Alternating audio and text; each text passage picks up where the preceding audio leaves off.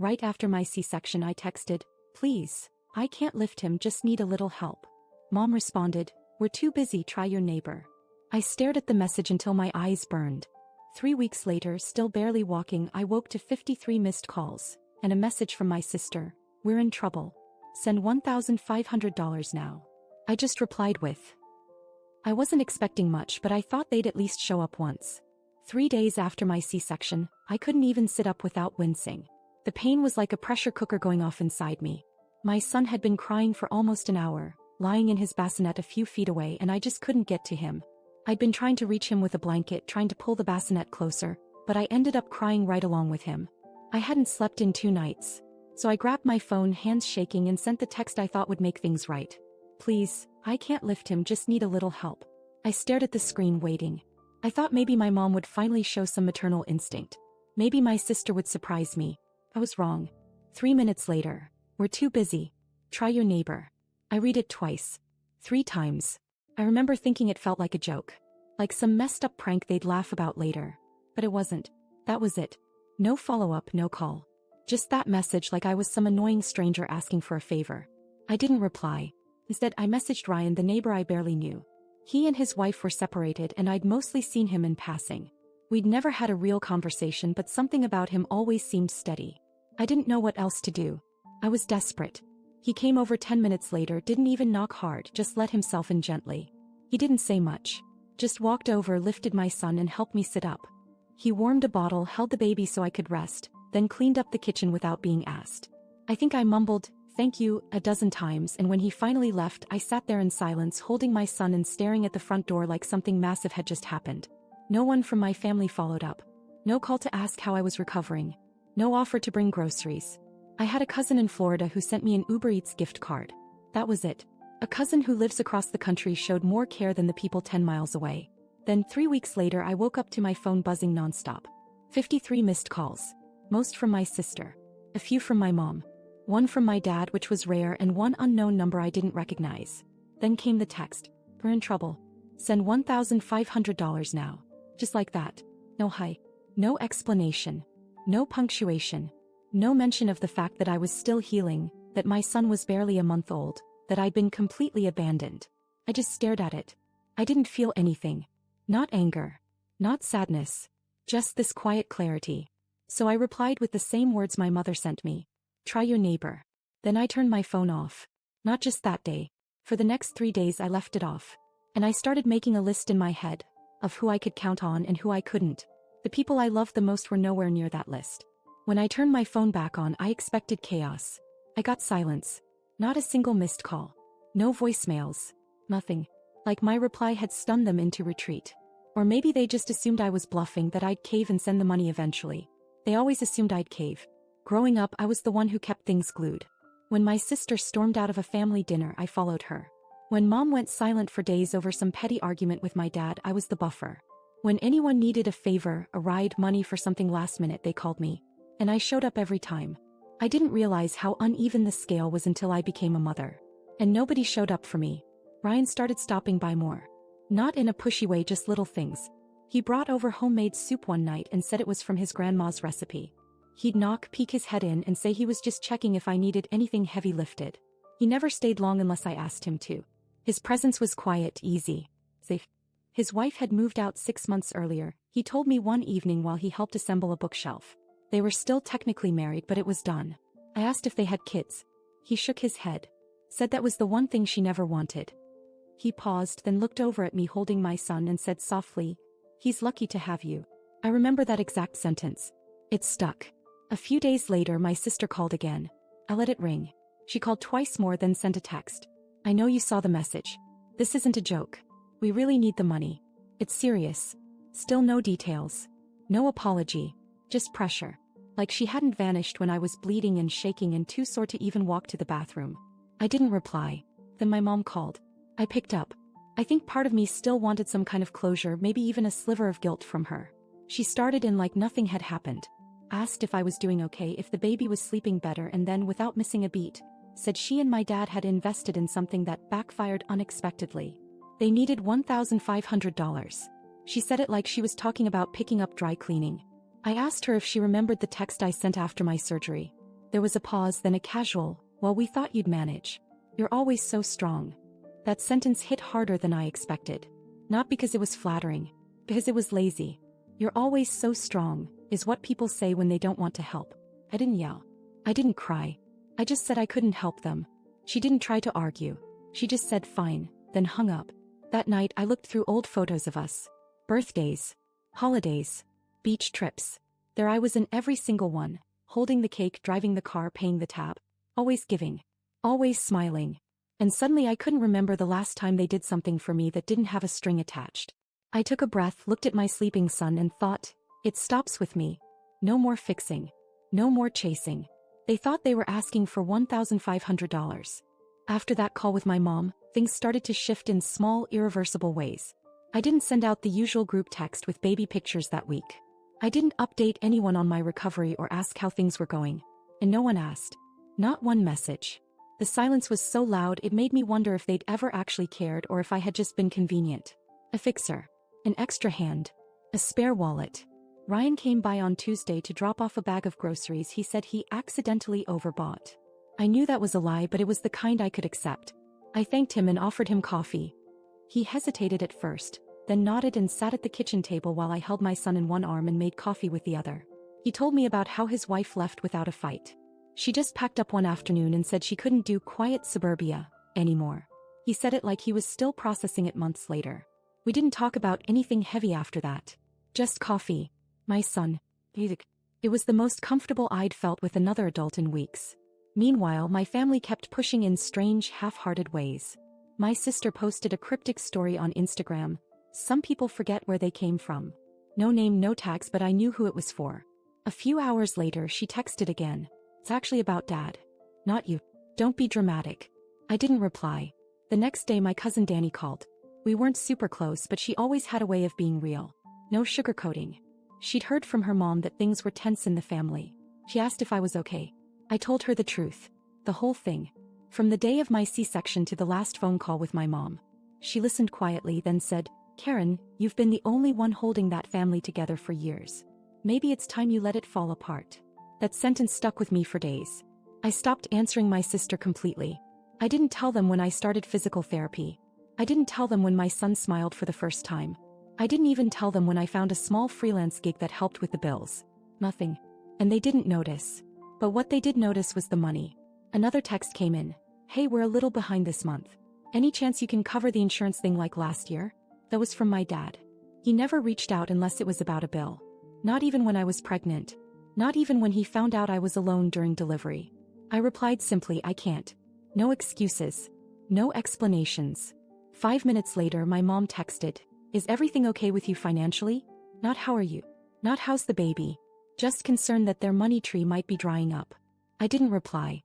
The next week, Ryan invited me and the baby to a small barbecue he was having with a few coworkers. I almost said no. Then I looked at my phone, saw the unread messages and said yes. It was a simple afternoon. Nothing special.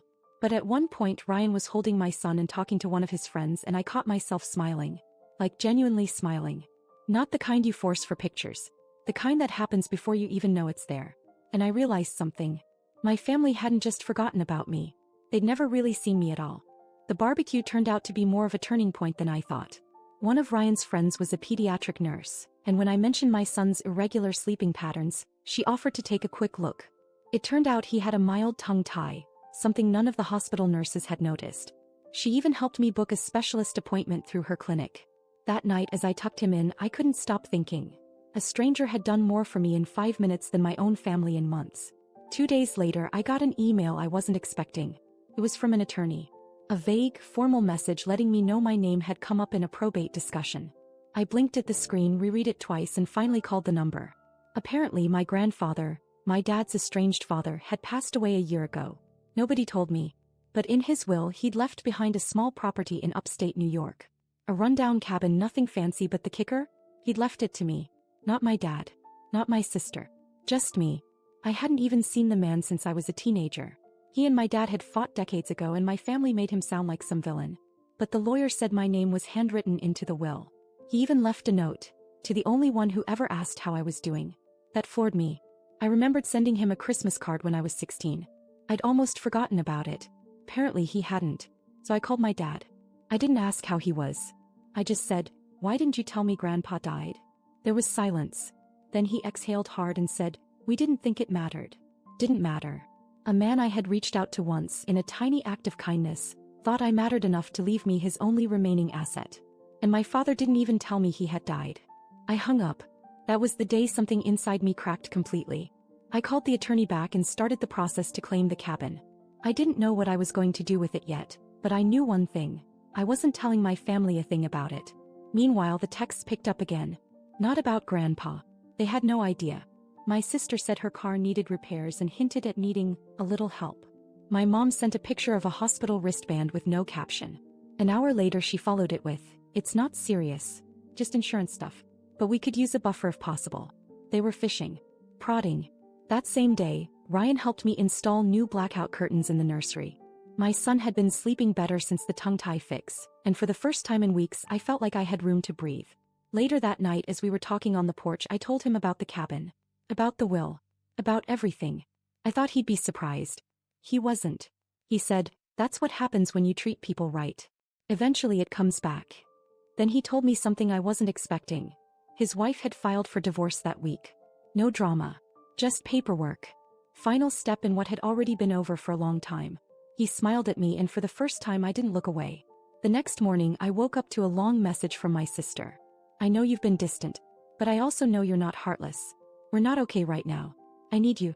We need you. Please help. Don't ignore this." Attached was a screenshot of a Venmo request.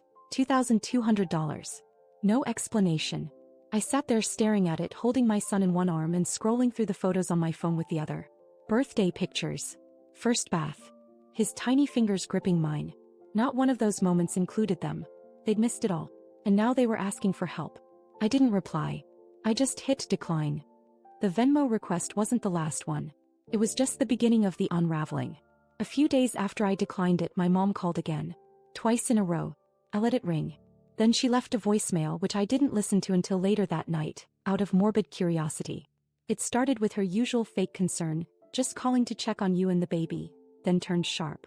She said she'd heard I was coming into some property, and that maybe we should all sit down and talk about things like adults.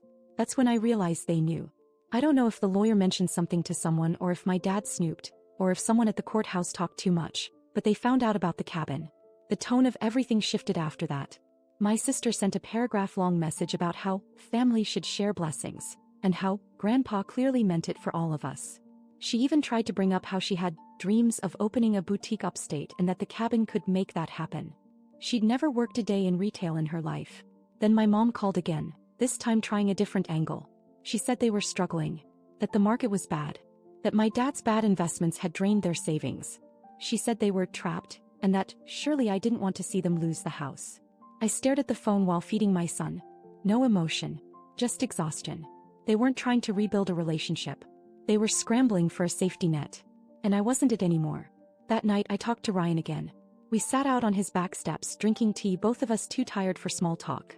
I told him everything, every ugly detail. The guilt, the pressure, the weird sense of freedom that was beginning to grow the more I said no. He didn't interrupt, just listened. Then he asked, "You ever think about selling the cabin?" I said no, not yet. He nodded slowly, then said, "You know, if you fixed it up just a little you could probably rent it out. It's quiet up there. Could be your backup plan." The idea lit something in me I didn't expect. The next morning I made the drive up to the cabin, just me and my son. It was about 4 hours out. I hadn't been there since I was maybe 12. When I pulled up, the roof looked worse than in the pictures. The porch was sunken, the windows fogged with years of grime. But the bones were solid. It didn't feel haunted. It felt forgotten. And I could work with forgotten. I sent photos to Ryan. He said he'd come up next weekend to help. He already had tools and a truck. Just like that, we had a plan. The next blow came later that week. My dad showed up at my door. Unannounced. Just rang the bell and waited. I didn't answer at first. I stood behind the curtain holding my baby, heart pounding. He rang twice more. Then just stood there. Finally, I opened the door halfway. He didn't say hi. Didn't ask to hold his grandson. Just said, "We need to talk about the property." I stepped outside, closed the door behind me and said, "There's nothing to talk about." He stared at me like he didn't recognize the person standing in front of him. "You're really doing this?" he asked. I nodded. He didn't try again. Just walked off, got in his car and left. No drama. No yelling. Just silence.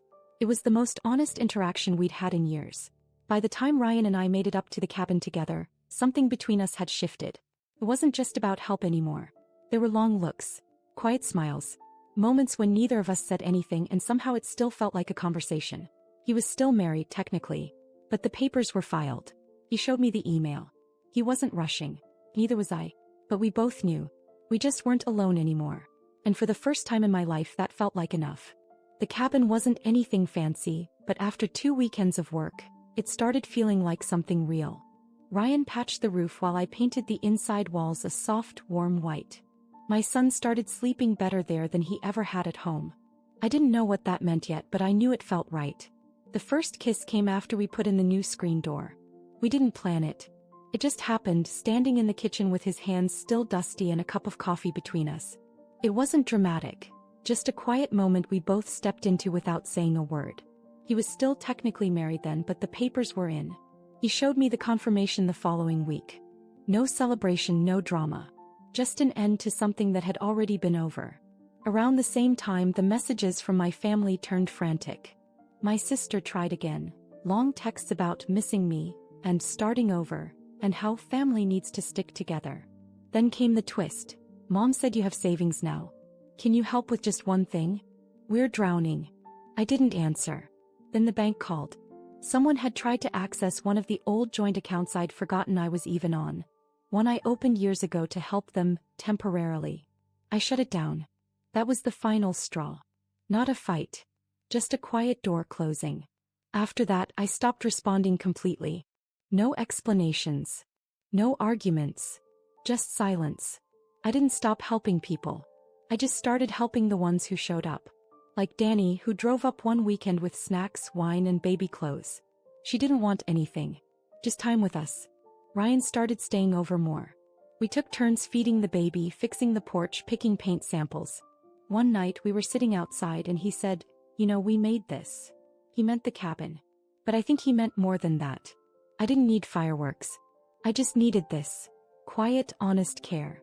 And by the time winter rolled in, my phone had stopped buzzing. They moved on. Or at least they stopped pretending. Me. I stayed right where I was, building something better from what they left behind.